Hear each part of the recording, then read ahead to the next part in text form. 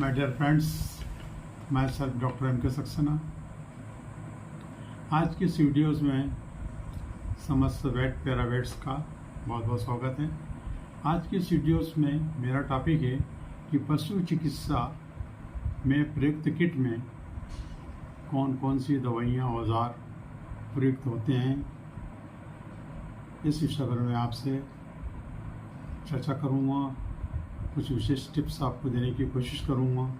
अतः मेरी इस वीडियोज़ में आप शुरू से अंत तक बने रहिए और पसंद आने पर लाइक शेयर सब्सक्राइब कीजिएगा, बेल आइकन का बटन बताइएगा।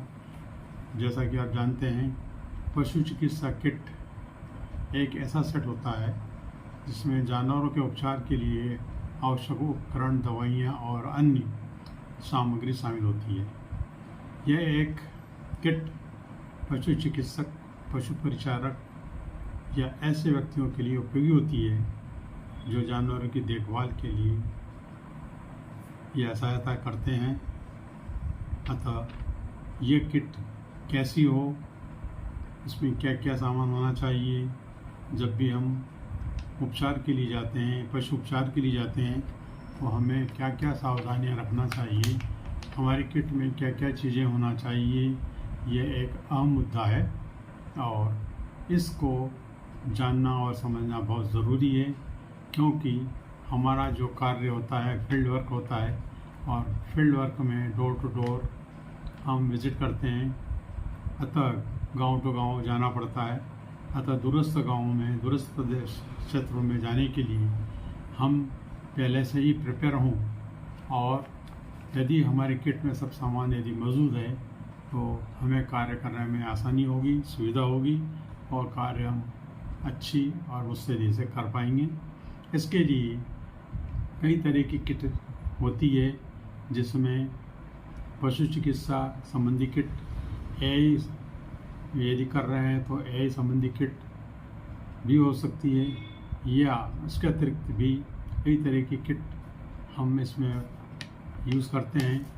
क्योंकि पशु चिकित्सा संबंधी औजारों की किट एक अलग से किट होती है, जिसमें हमें मुख्य रूप से यदि हमें किट में रखना है तो हमें ये ध्यान रखना होगा कि किट हमारी इस प्रकार की हो जिसमें सभी सामान, आवश्यक सामान हम उन्हें आसानी से ले जा सकें और हमारा कार्य कर सकें।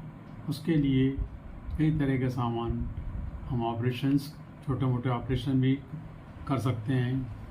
कुछ एब्सिस वगैरह भी कुछ हो सकते हैं, ट्यूमर्स भी हो सकता है और इमेच्योर एब्सिस भी हो सकते हैं, या कहीं हॉर्न से संबंधित कुछ प्रॉब्लम भी हो सकती है।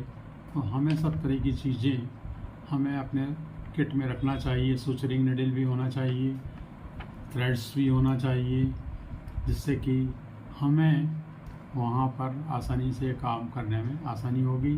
अतः यदि हमें औजारों से संबंधित यदि बात हम करें तो मुख्य रूप से हमें छोटी छोटी चीज़ें हैं, जिसमें आर्टरी फोर्सेप है, चिमटी है, या सीज़र है, या हमारे पास फोर्सेप्स हैं। इसके अतिरिक्त भी सीज़र है, कैंची है, या ब्लेड वगैरह हैं। ब्लेड भी कई तरह की हो सकती हैं, जो भी आवश्यक हो सब तरह की रखें।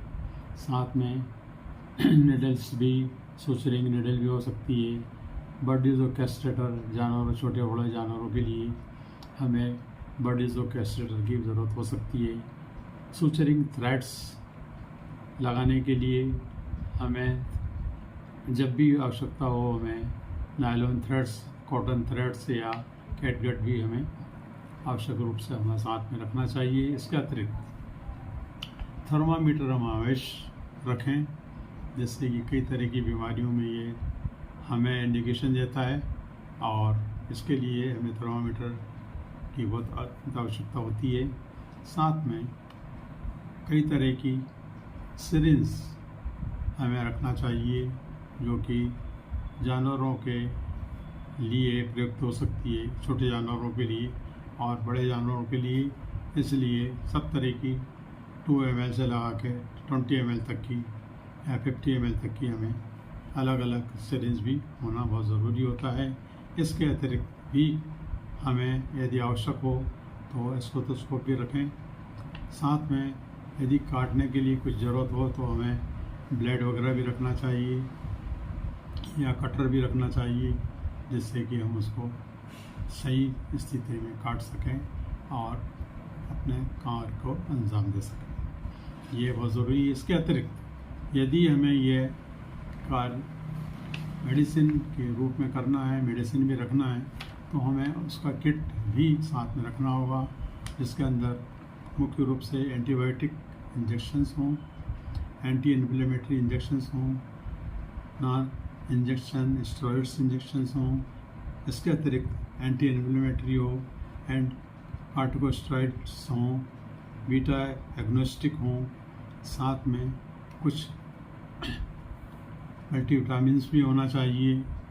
साथ में कुछ विशेष रूप से हमें कुछ लिक्विड भी होना चाहिए, जैसे में tincture iodine, tincture benzene, Himax, टेग्रॉन क्रीम या लोरेक्जन क्रीम, कॉटन बैंडेज वगैरह, साथ में ऑयल टर्पेंटीन, हाइड्रोजन पेरोक्साइड, इस प्रकार के सभी आइटम हमें अपने साथ में लेकर हमारी किट में रखना चाहिए, जिससे कि समय रहते हम उन्हें कर सकें। साथ में रोप जरूर रखना चाहिए।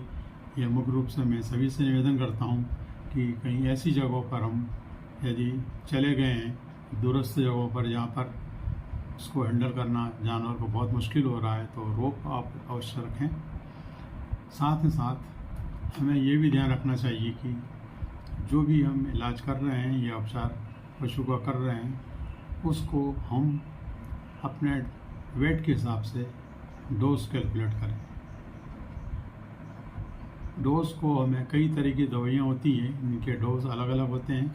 हमें भली भांति जानना होगा कि किस जानवर में, किस बीमारी में कितना डोज दिया जाना है। ये हमें कैलकुलेट करके ही लगाना चाहिए। ओवर डोजिंग या कम डोजिंग हमें कभी भी नुकसान पहुंचा सकता है और कभी कभी डेथ भी हो सकती है। इसका हमें ध्यान रखना चाहिए और उस हिसाब से हमें अपने जानवर का इलाज करना चाहिए। इसका आप ध्यान रखें और इस हिसाब से अपना कार्य करें। डियर फ्रेंड्स, हमारी किट में कुछ किस बीमारी की दवाइयाँ हमें होना चाहिए, उसका भी हमें ज्ञान भली भांति होना चाहिए, जिसमें हमें कौन से इंजेक्शन लगाना है, किस बीमारी में कौन से इंजेक्शन लगेंगे, इसका भी हमें क्लैरिफिकेशन होना बहुत ज़रूरी होता है।